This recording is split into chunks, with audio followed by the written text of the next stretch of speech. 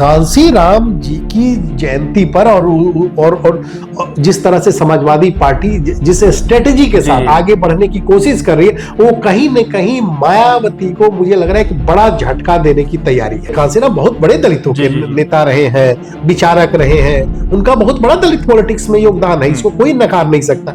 तो उस जो कंफ्यूज वोटर है, अगर जो कंफ्यूज वोटर है जिसको लगता है कि हम क्या करें, देखिए क्या हुआ है कि 2017 से पहले जो दलित वोट का बड़ा हिस्सा बीएसपी के पास जाता था। 2017 के बाद जो वो 3 हिस्सों में बटा, कुछ बीएसपी के पास रह गया, कुछ बीजेपी के खाते में आया, कुछ समाजवादी पार्टी के पास आया। दलित वोटरों को लगता है कि मायावती जी अब उस तरह से एक्टिव नहीं है या उस तरह से एक्शन में नहीं है। अखिलेश की भी दलित वोटरों को लेकर के अपने पाले में लाने के लिए, यानी कि चुंबक लगाने के लिए उन्होंने कांसी राम नाम का, अगर कहें इसको कांसी राम जी के नाम का चुंबक लगाया है तो कोई गलत नहीं हो।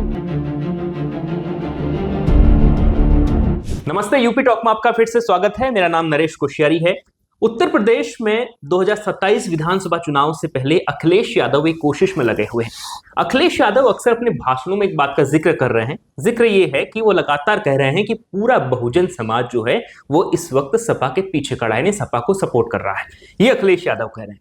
अब इस बात को लेकर कई सवाल खड़े हो रहे हैं। क्या अखिलेश यादव काशीराम की लिगेसी को अपनी ओर करने की कोशिश कर रहे हैं, उसे हथियाने की कोशिश कर रहे हैं? क्या बहुजन समाज को अखिलेश यादव समझ गए हैं कि अगर बहुजन समाज भी अगर उनके साथ आ गया तो यूपी में उनको सरकार में आने से कोई नहीं रोक सकता? क्या उनके मन में ये चल रहा है? अब इन तमाम सवालों पर बातचीत करेंगे। बातचीत करने के लिए मेरे साथ हैं विजय शंकर सर, रोजाना की तरह। बहुत बहुत स्वागत है सर आपका। धन्यवाद सर। हम लोग लगातार बातचीत कर रहे हैं मायावती की, अखिलेश यादव की, योगी आदित्यनाथ की और बीजेपी की जो रणनीति बन रही है, लेकिन अखिलेश यादव की रणनीति में बहुत बदलाव तरह तरह के दिखाई दे रहे हैं चुनाव जैसे जैसे नजदीक आ रहा है।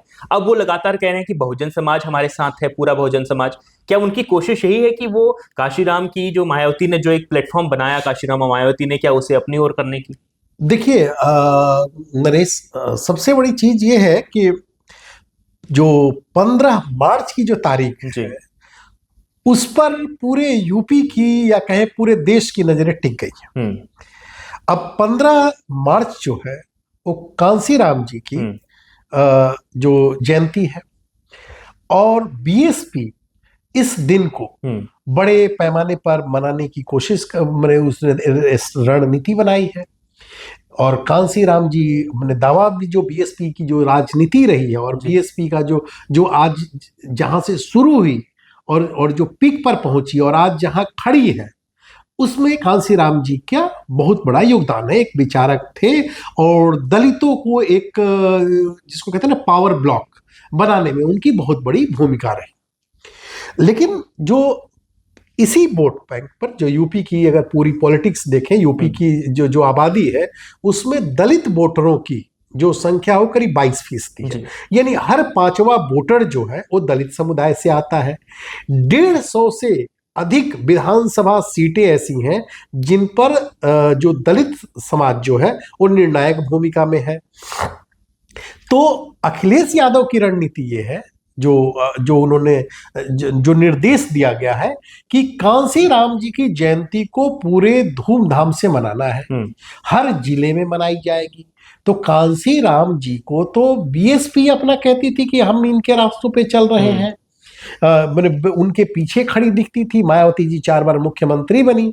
अब अखिलेश यादव कांसी राम जी की जयंती मनाते हुए कहीं ना कहीं मुझे जो लग रहा है, दलित वोटर जो उनका पीडीए है उसको मजबूत करने के लिए एक बड़ा दांव चल दिया है और वो संदेश देने की कोशिश करेंगे इसके जरिए। यानी 15 मार्च से 15 मार्च को जिस तरह का आयोजन होगा हर जिले में, कि अब पिछड़ों के असली हिमायती और पिछड़ों के हक हुकूक की बात करने वाले समाजवादी पार्टी, मतलब खुद को वो एक ऐसा इकलौता ऐसा नेता दिखाना चाह रहे हैं समाज में कि वो बहुजन समाज और समाजवादी पार्टी दोनों का एक तरीके से वो चाहते हैं कि अगर दोनों उनके साथ आए तभी बीजेपी को टक्कर दी जा सकती है। जी, उनकी रणनीति यही है। उनकी रणनीति ऐसी, वो पीडीए की बात कर रहे हैं, पिछड़ा, दलित, अल्पसंख्यक। अब बीएसपी का आधार क्या है?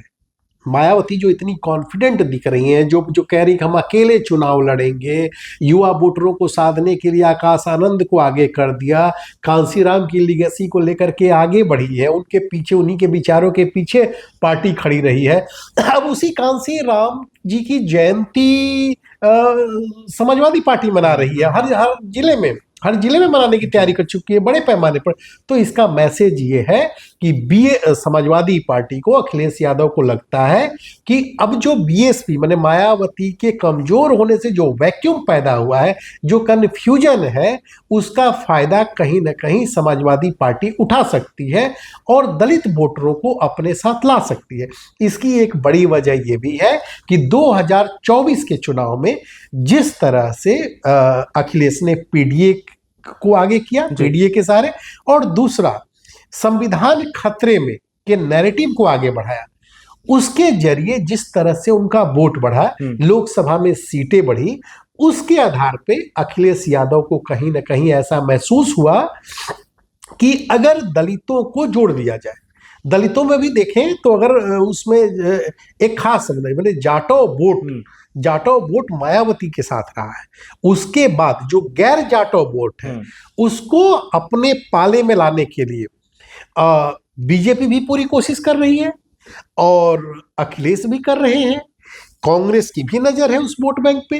तो कहने का जो पूरा जो लार्ज बड़ी पिक्चर बन रही, जो बनती दिख रही अभी, कि 15 मार्च के जरिए ये संदेश देने की होगी कि होगी माने बीएसपी यानी मायावती और एसपी यानी समाजवादी पार्टी के बीच कि किस कांसीराम की जो कहते हैं ना विरासत को कौन आगे बढ़ाएगा, जो उनकी सोच है उसको कौन आगे बढ़ाएगा, दलितों को के लिए जो सपना था कांसीराम जी का, उसको उसकी सही मायने में नुमाइंदगी या कहे मैनिफेस्टेशन कहां से निकल के आ रहा है, कौन कर रहा है। तो अखिलेश यादव ने 2027 से पहले एक बड़ा दांव चला है, हालांकि पहले भी कर चुकी है वो लोग, अंबेडकर जी, बाबा साहब अंबेडकर की भी जयंती को भी उसी तरह से करते हुए, लेकिन कांसीराम जी की जयंती पर और जिस तरह से समाजवादी पार्टी जिस स्ट्रेटेजी के साथ आगे बढ़ने की कोशिश कर रही है, वो कहीं न कहीं मायावती को मुझे लग रहा है कि बड़ा झटका देने की तैयारी है। बिल्कुल सर, उत्तर प्रदेश में करीब जो 40 साल के आसपास के वोटर हैं या उससे ऊपर के वोटर हैं,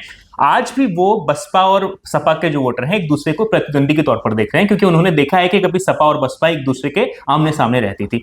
उसके बाद 2019 के चुनाव में गठबंधन भी हुआ दोनों का। अब वहां पर अखिलेश यादव ये आरोप लगाते हैं कि हमारा समाजवादी पार्टी का वोट जो है वो बसपा में जरूर गया, लेकिन बसपा का वोट ट्रांसफर नहीं हुआ सपा में, वो लगातार आरोप लगाते हैं। लेकिन अखिलेश यादव ने इस बार एक नई चीज पकड़ी है, वो जो जेनजी है, जो नए यूथ है, जो नया वोटर है, जो करीब 3-4 साल से वोट कर रहा है, उसको पकड़ रहे हैं।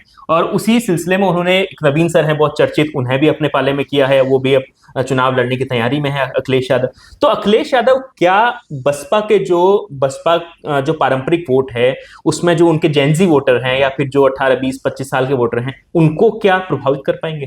देखिए, अखिलेश, हर नेता एक एक वोट का हिसाब लगाता है और डेफिनेटली अखिलेश यादव की नजर भी एक एक वोट पर है, जो जेनजी है उन पर भी है, महिलाओं पर भी है, दलित समाज के जो बुजुर्ग हैं उन पर भी है। और जब वो पीडीए कहते हैं ना तो एक बड़ा उसका दायरा बन जाता है। जो नई जिस सोशल इंजीनियरिंग की ओर बढ़ रहे हैं उसमें फॉरवर्ड भी है, ऐसा नहीं है। जब वो ए अल्पसंख्यक कहते हैं तो ए अगड़ा भी कहते हैं। तो अखिलेश यादव की जो रणनीति है वो यूथ को भी अपने पास पाले में लाने की है। मायावती, हम लोग जो पिछली चर्चा कर रहे थे, तो पिछली चर्चा में हम लोगों ने कहा कि मायावती जी जिस रणनीति के सहारे आगे बढ़ रही हैं उसमें संगठन के भीतर 50% जो जगह है वो युवाओं को देने की है, ये बात हो रही है। उसके बाद से संगठन के कील कांटे मजबूत करने की पूरी कोशिश है, कमेटियां बनाने की है, बूथ लेवल पर पूरी काम करना है, आकाश आनंद के जरिए युवाओं जेनजी को अपनी तरफ खींचने की कोशिश कर रहे हैं। अखिलेश क्या कर रहे हैं? अखिलेश खुद भी युवा के तौर पे अपने आप को पेश करते हैं। मार्च में वो भी नोएडा से अपनी यात्रा शुरू करने वाले हैं। इसके साथ ही मैंने उनकी पत्नी जो है डिंपल यादव, जो उसके जरिए भी एक पूरी रणनीति होगी कि महिलाओं को किस तरह से अपने पाले में लाया जाए। तो जो एक तरफ सामाजिक समीकरण है, दूसरी तरफ एक जो कहते हैं यूपी को आगे ले जाने का एजेंडा होगा।